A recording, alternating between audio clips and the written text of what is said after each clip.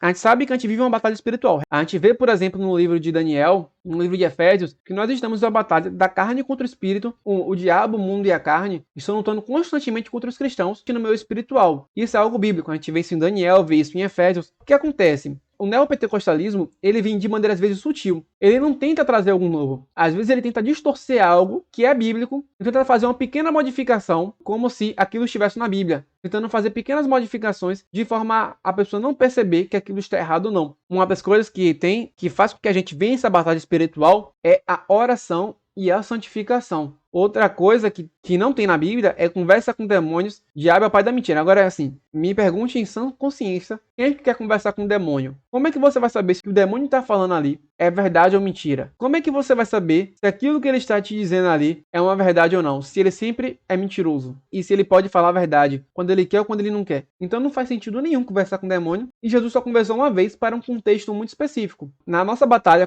espiritual, como é que a gente vence? É com oração e santificação, apenas isso. Esses nomes não bíblicos a demônios como Zé Pilintra, Pombagira, não tem base bíblica. Não existe um demônio específico para isso. Até porque, se fosse assim, como é que teria um demônio chamado Zé Pilintra que estaria em um bêbado ali e que depois estaria em outro bêbado? E os bêbados estão bebendo ao mesmo momento ali. E os demônios, eles não são onipresentes, não estão em todos os locais. Logo dizer, existe um demônio só que trabalha com determinada coisa e que ele está naquela área específica, é totalmente equivocado. Fora que esses nomes não tem na Bíblia. Por que dar nomes a demônios? É claro que você pode dizer que existem pessoas que tem muitos demônios que podem estar atuando ali na prostituição da pessoa, que podem estar atuando ali na bebida. Mas você não deve dar um nome, porque não existe uma pessoa responsável. Os demônios, eles não têm essa organização de forma a ficar nomeando uma pessoa para cada pessoa específica. A Bíblia vai dizer que às vezes o reino das trevas é prudente, eles são organizados, mas a organização dele, a Bíblia não explicita como é que eles são organizados. Então, se não tem na Bíblia, não há por que a gente fazer. Você pode se expressar, às vezes, para dizer que demônios que estão atuando na área da prostituição em uma pessoa, mas você não deve dizer que tem o espírito da prostituição ali, que é um